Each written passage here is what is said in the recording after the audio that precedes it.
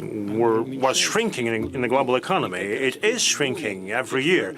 And look at how the share of the countries that got together in the BRICS has been growing. Again, this is an objective process. And it has nothing to do with any clashes or military conflicts. No. It's been on for decades. And when we're told, look, you in Russia, long been taken because we consider it the trends of the global development. And again, those are objective trends. Our colleague from South Africa just spoke. 2.5 billion people in Africa. And again, this is a medical fact. This is what's going to happen. And there is no stopping it. All those nations, all those continents, all those peoples would seek to improve their standards of living. And definitely they would try to enhance their economic and humanitarian capabilities. And again, those are inevitable things that are happening in our civilization. Our task is to make this process, this inevitable process, a civilized shape. And altogether, we should take efforts that not only would accelerate those processes, but make those processes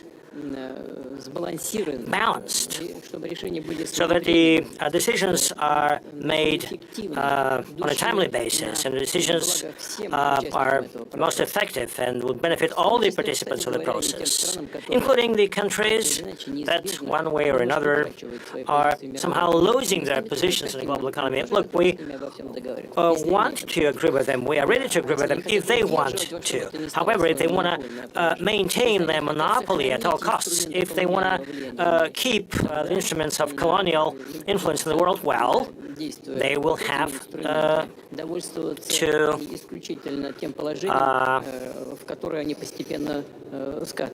be happy with the situation they are gradually sliding to. Now, whatever we are doing at the national level, for instance, given our domestic and foreign policy, and together with our friends and partners, this is what we're doing.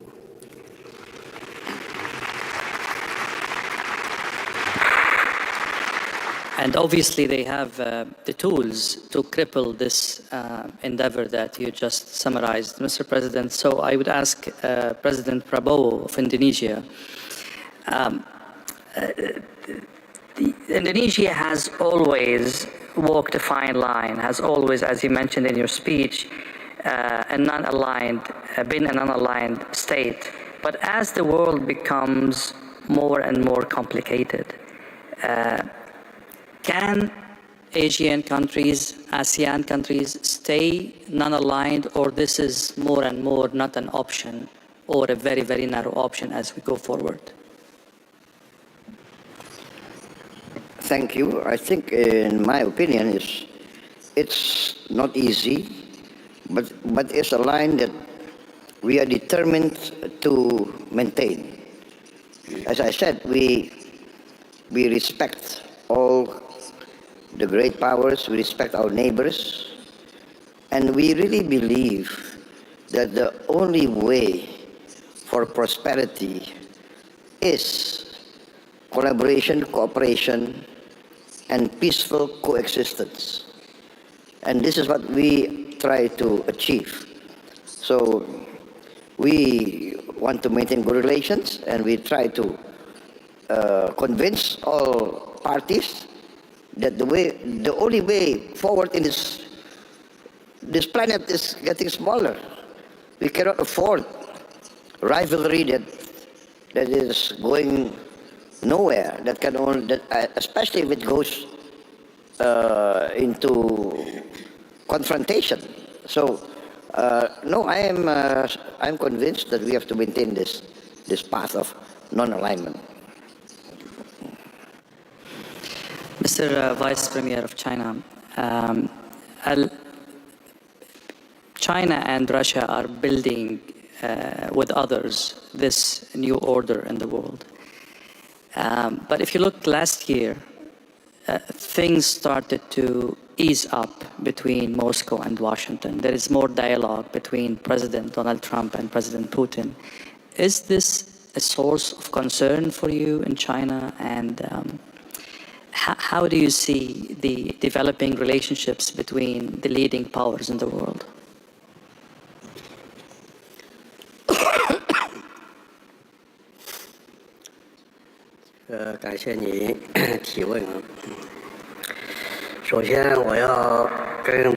Thank you very much for your question. First of all, I would like to advise President Putin and all other participants of this forum, our friends. I want to emphasize our firm position. We welcome the warming of the relations between Russia and the United States. Russia and the United States are leading world powers and permanent members of the UN Security Council. It would be abnormal if they had no contacts. In fact, the re-establishment of contacts between Russia and the United States, restoration of cooperation, this is beneficial for the entire world because this helps stabilize the international situation and helps rebuild the global economy. China and Russia and the relations between the two countries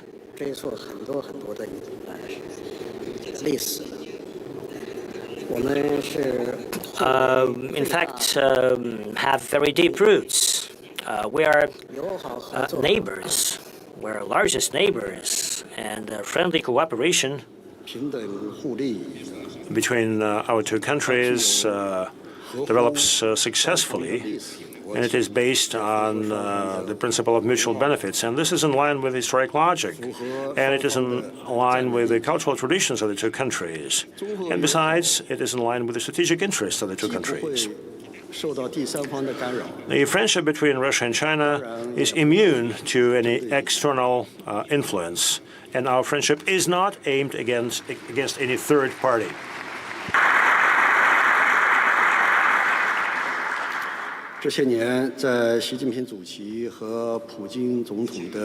Yesterday, President Xi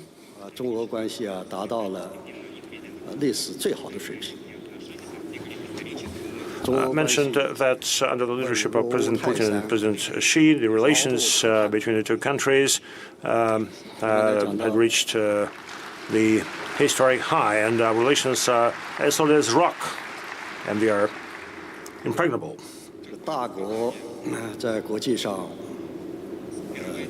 As you said, global powers have a lot of influence on the global world order. And they play a most important role in upholding the world order. On many international fora, President Xi urged the global powers to behave. The way I understand it, that global powers must live up to their international commitments. They should preserve the UN-centered global order, and they should follow the principle of sovereign equality of states, irrespective of the size of those states. And they also should uphold the international justice and equality. They should discard hypocrisy, and they should help maintain openness in this world. China is a responsible global power that serves as a stabilizing factor despite the global shocks. We are ready to cooperate with many countries and assist in achieving prosperity globally. That would be my response.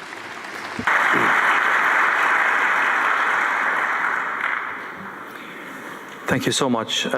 Sheikh Nasser, Bahrain is a very unique country. You have very good, exceptional relations with Washington, yet you are here today representing your country and His Majesty as a guest of honor in St. Petersburg Forum. this is a very unique feature. It aligns with, those who know Bahrain would say this will aligns with the history of Bahrain as a trade hub, as a political bridge. But how are you maneuvering and navigating a more and more polar world with the set of skills and experiences you have in the realm of bridging between East and West? Well, you have mentioned briefly about history, and let me take you back nearly 5,000 years ago, the job of Bahrain, where it maintained the relations between East and West. So I believe Bahrain, in its geographic position in the region and in service to the world, we have no choice but to be the arms and the bridges between the East and the West.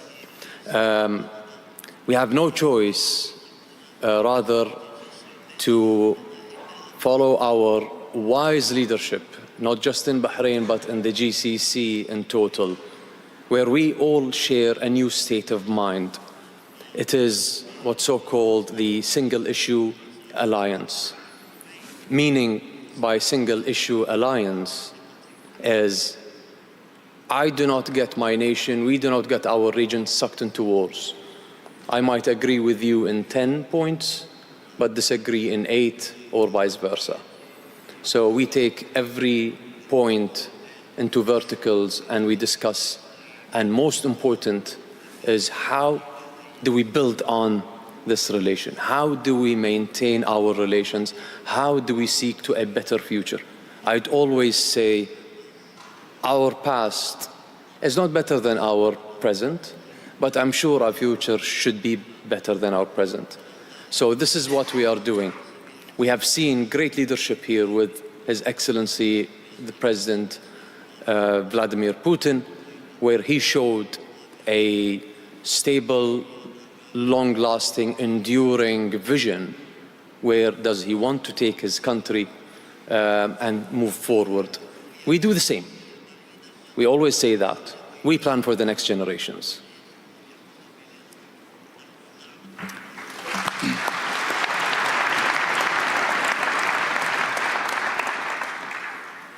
Thank you, Sheikh Nasser. Vice President, South Africa is as well one of these unique historical experiences in Africa and on the world stage. You said something very interesting about St. Petersburg Forum being one of the very, very few places where shaping the conversation around geopolitics and geoeconomics is happening through dialogue. That's a very solid conclusion in today's world. I'd like you to elaborate more. What did you mean by that? And why? What makes this one of the few and unique places for such dialogue? Thank you very much for that question. I want to start by saying I think we should thank President Putin for this great leadership, ensuring that particularly countries of the global south should have platforms to be able to collaborate, share ideas, come up with new innovative plans. As I said earlier, that in South Africa we've taken a position that we should not continue to go to others for handouts. We should not be queuing for aid, but we should focus on development. And that countries of the global south can do it. We can see it. We are developing. We are getting stronger. And I think we should keep it that way. So that's why I was saying that the St. Petersburg International Economic Forum is a great platform. And thank you to President Putin for this leadership. We are with you.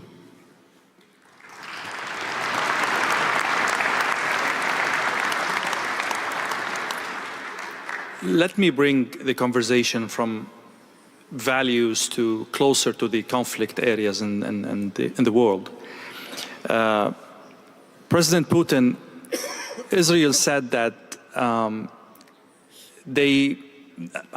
the statements are normalizing the fact that a country might kill the president of another country. That's basically the conclusion of last week's statements. Yes, Ayatollah Khamenei is not head of state, but he has enough gravitas to be considered as head of state and to be protected by the articles of international law.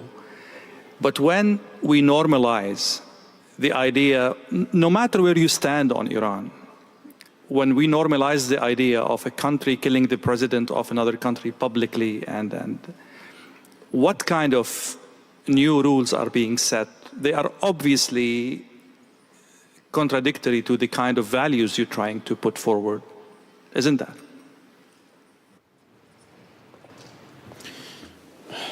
Вы знаете, я стараюсь, здесь коллеги выступали.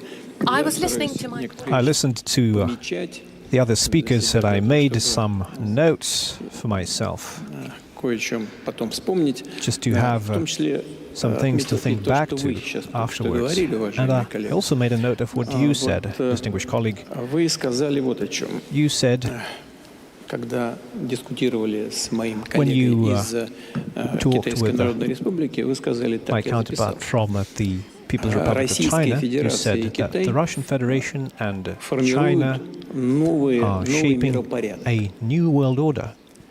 Россия и Китай Russia and не China формируют are not новый shaping a миропорядок. new world order. Мы его только We оформляем.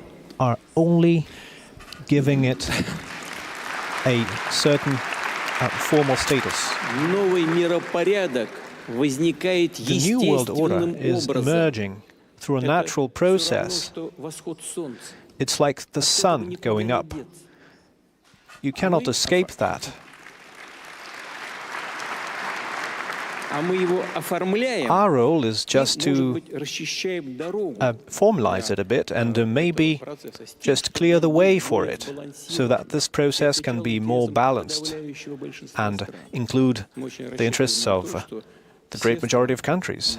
And we certainly hope that all countries will realize that and will ultimately understand, as I said, that this way of seeking solutions is better than the way of pressure and it's better than the essentially neo-colonial world order that humanity used to live in for many centuries, if not millennia.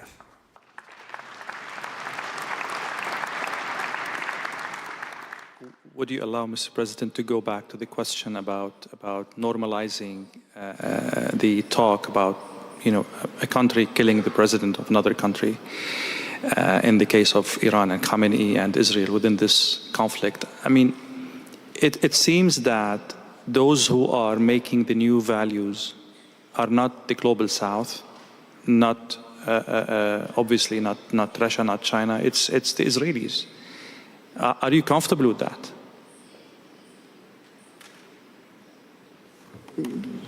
Ну, мне бы очень хотелось, чтобы вот такие вещи, о которых вы сказали, оставались на уровне I would have риторики. liked these things that you spoke about to remain at the level of rhetoric, but I would still like to clarify what you meant about Israel. I mean, the new values now is that one country is setting the rules for another country that who has or doesn't have enrichment, for example.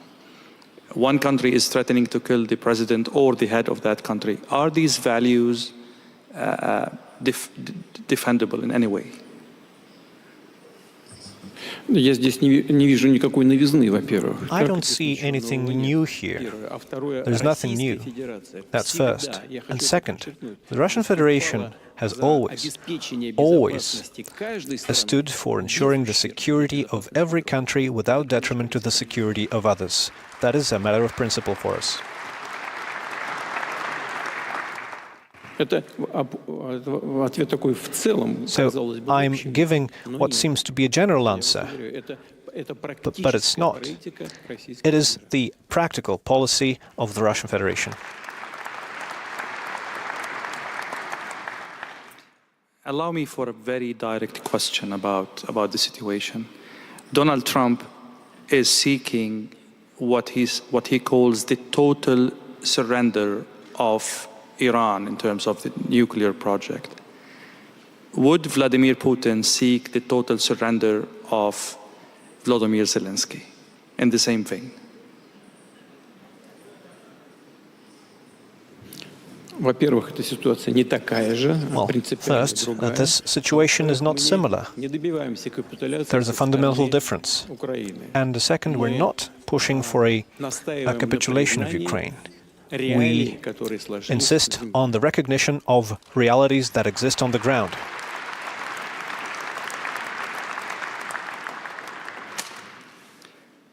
Sheikh Nasser, I'll go back to you. You see, this conversation unveils the level of tensions on the global theater. I will go back to the question about how GCC countries keep moving from one success to another, and Bahrain is one of these successful countries, despite all of these turbulences, despite all of these flashpoints in your close vicinity and globally. How do you do that? And what lessons can be drawn from that by others?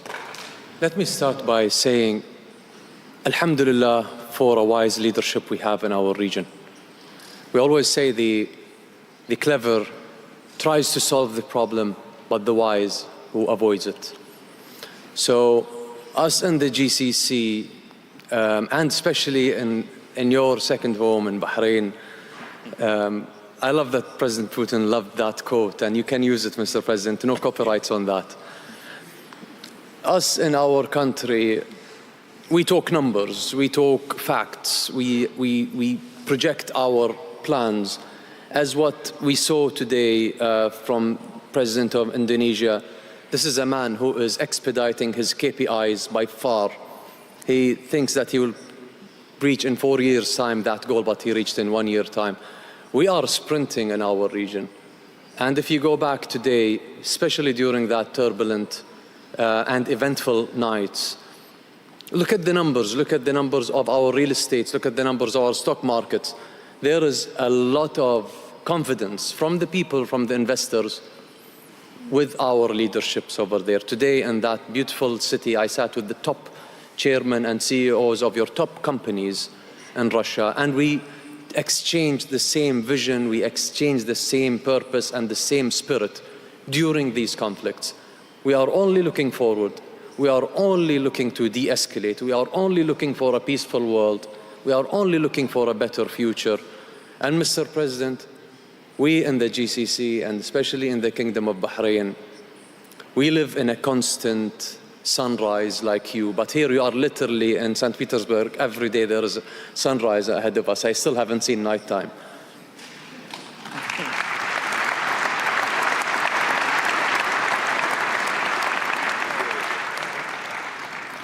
Mr. Vice President, as I mentioned earlier, the South Korea has a very unique position in history in terms of how it evolved, in terms of how it fixed its wrongs and mistakes and fixed its history. One of the things that came to my mind when I was preparing for this is the experience of de Klerk, the last president of the apartheid regime. The thing is that he made himself part of the change, and that saved South Africa a lot of blood and destruction and chaos. What lesson can be drawn from this history when a regime or a state or an idea hits a wall? How can you advise these states or these regimes to change the same way South Africa changed? Well, de Klerk is not a good example because he was defeated. He was forced to come to the table by the masses of our people. He didn't come voluntarily. What we are saying that leaders must recognize that we can resolve our differences through peaceful means, But there are those who need to be dragged to there. And I think the example of de Klerk is quite that. He was dragged to the negotiating table by the masses of our people. And we were quite happy once he came. He had no option. He had to participate. He did try to portray himself like he's Nelson Mandela. He's not. He was dragged there by Nelson Mandela to say, we are going to negotiate peace. And we want to continue to share this example with other countries. We are quite involved now in the African continent, engaging in peaceful negotiations in the South Sudan, in the DRC, and other places. So, yes, there is indeed value in negotiating, in discussions, but there are situations where the masses have to stand up and they have to fight for their rights. And that's what we did in South Africa.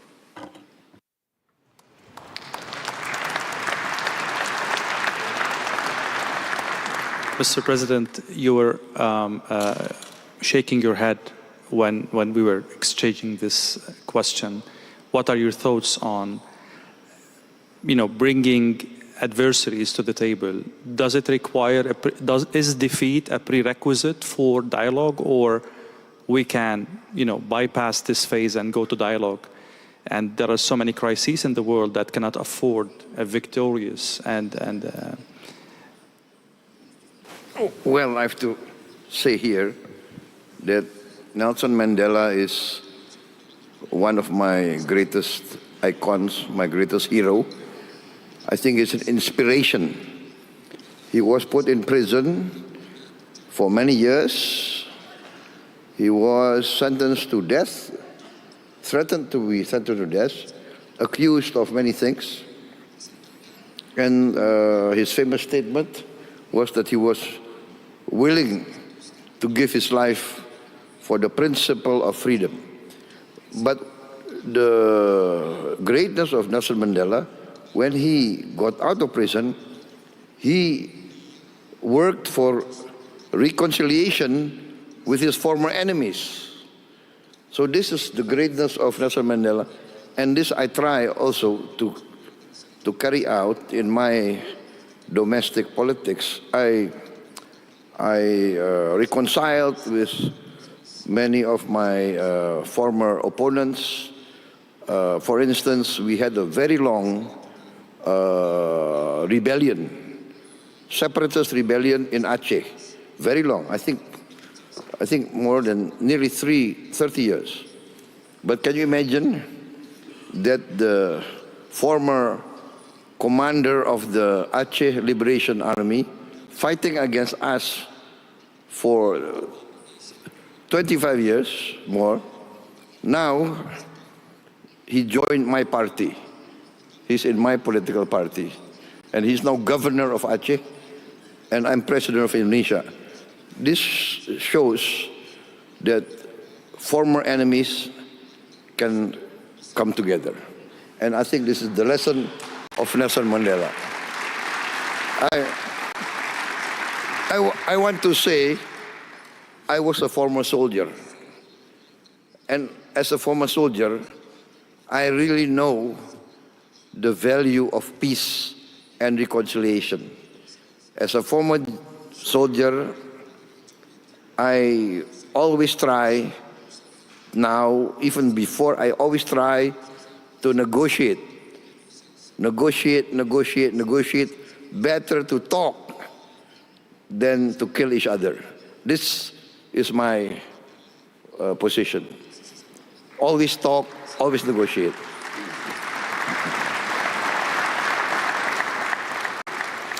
President Putin, on a more practical question concerning the crisis in the Middle East. Now, we will talk about Ukraine in a while. But the current crisis, it touches on geopolitics, energy, and it has repercussions that go beyond the parties involved in the struggle.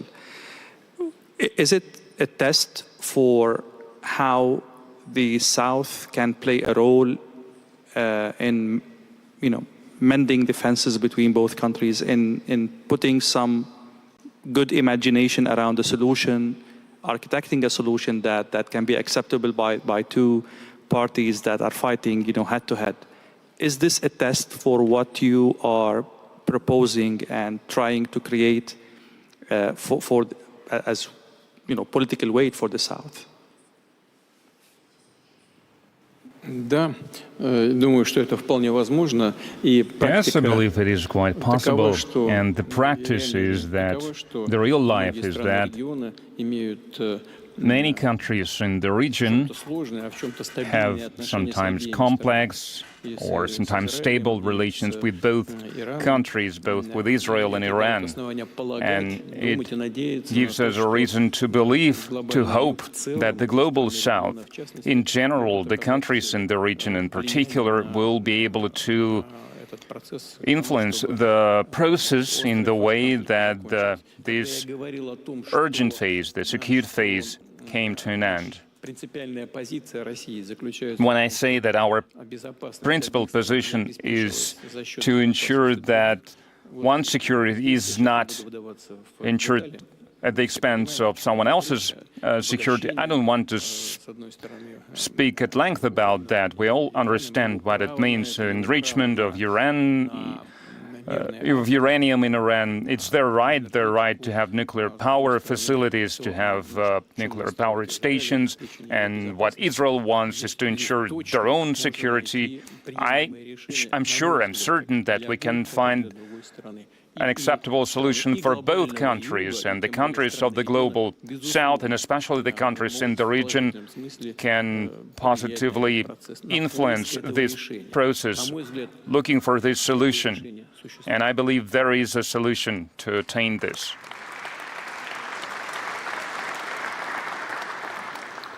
Actually, today, the Russian ambassador at the UN said that the only way forward is a political solution for the nuclear file between Iran and the Israelis. Is there any preliminary points about this solution, or we're still too far from that?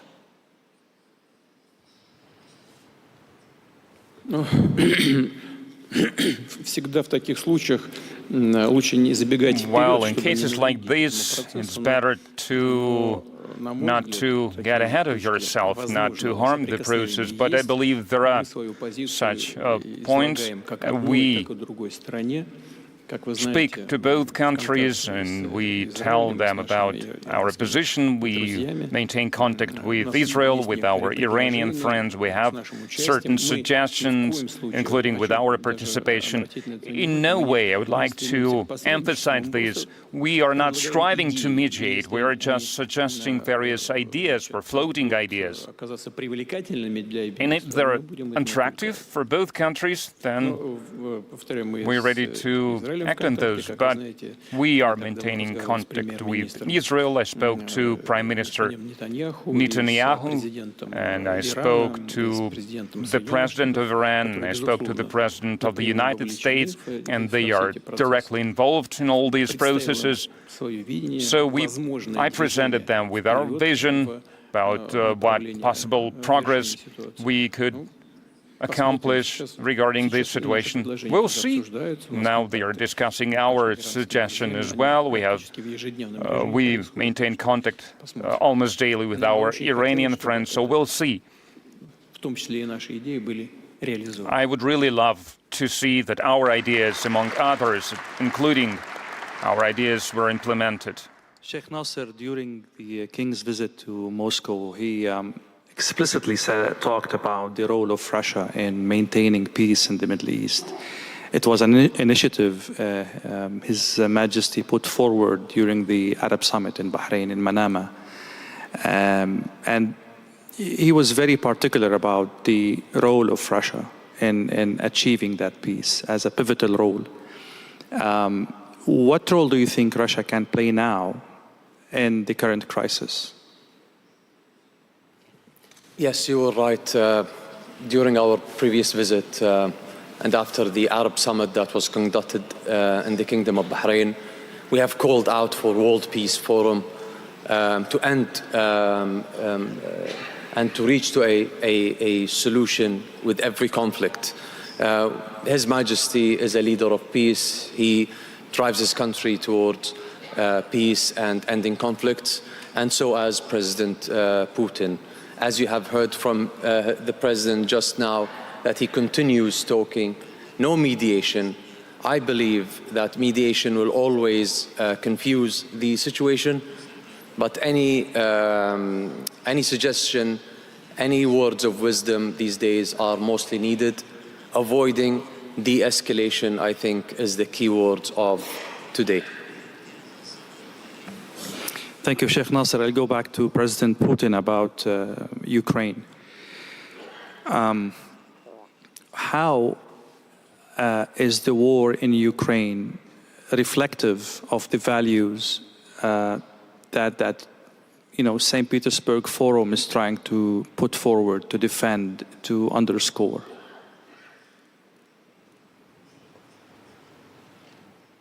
Очень просто. И напрямую связано с тем, о чем мы говорили, с тем, о чем я говорил. There is a direct relation to what I've been talking about. I said that security of one country cannot be ensured at the expense of security of other country. And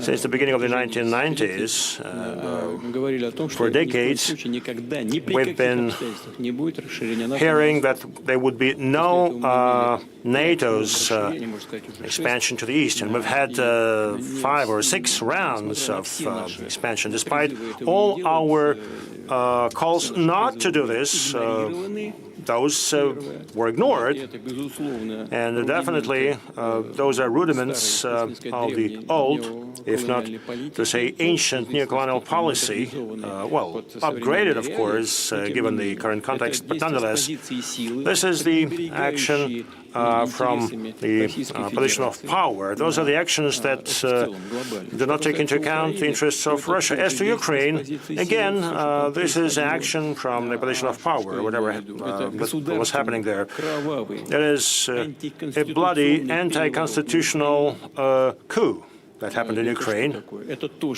And again, this is acting from the position of power. In previous U.S. administration directly stated that they spent billions of dollars to support the coup. Well, obviously, it was not mentioned in public, but still. And our action aimed at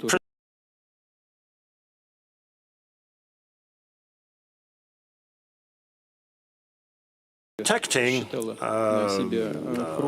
of the population that considered that it had cultural and historic ties with the Russian people. I'm referring to the people living in the Crimea. And then there were some attempts on our part to resolve the situation in the southeast of Ukraine, in Donetsk and Luhansk. We made these efforts, but again, our, in this case, ideological opponents, as I could label them, attempted to act from a position of force. They started military operations in Lugansk and Donbass. It was not us who started the military operations. And after the coup, the part of the Ukrainian population rejected the outcomes of the coup and rejected those who made this coup happen. Well, they became targets of the military operations. We attempted to address the situation in a peaceful manner, to somehow mend the situation, but our partners, quote unquote, well, it turned out that they started this whole coup just to pump up Ukraine with weapons and to continue combat. In the end, this forced us to recognize independence of the two republics. Look, it took us 8 years to do this. We tried to negotiate, but we were forced to recognize their independence, and then we started supporting them, including providing military support to put an end to the war unleashed by our opponents in the West. And those who they lean upon in Ukraine, those are neo-Nazis and ultra-nationalists. So, whatever that is linked to this tragedy unfolding in Ukraine is not an outcome of our action. This is an outcome of the action of those who are not ready to embrace the global changes happening in the world.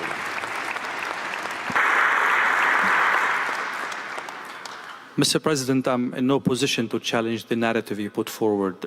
Let's say this is the baseline of what the reality is. Let's assume this is a reality. Your army is advancing beyond the 4 areas that are considered Russian by Moscow. So what's your end game? How deep is your army going to go, and for what effect? Вы сказали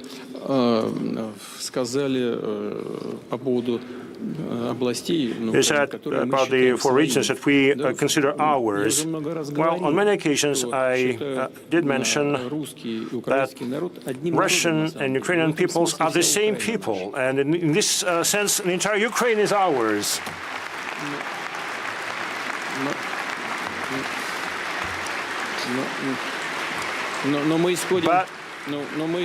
But look, we look at the realities on the ground, and obviously there are people, there are many such people in a neighboring country who seek sovereignty and independence, and I wish them all the best. I mean, we never, ever challenged their right, the right of the Ukrainian people to independence and sovereignty. Having said that, the grounds on which Ukraine became independent and sovereign were spelled out in the Declaration on Independence of 1991. And it stated very clearly that Ukraine is a non-nuclear neutral state and not party of any blocs. I think it would be good to get back to those core values based on which Ukraine obtained its sovereignty and independence.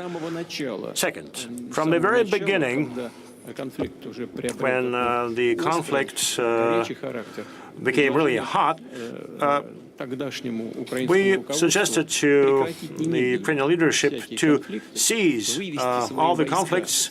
We suggested that we withdraw our troops from the territories, and they withdraw their troops from the territories where people are not ready to embrace the new regime and they want to live independently or become part of the Russian Federation. They said no. And again, those are not political decisions. And now the logic of combat comes into play. The military look at where they can better advance, where they can channel their troops to achieve the best outcomes with lowest possible casualties. And this is how troops advance. You know, we have an old saying, or story, or rule rather. Whenever the boot of Russian soldier stands, it becomes ours. Look,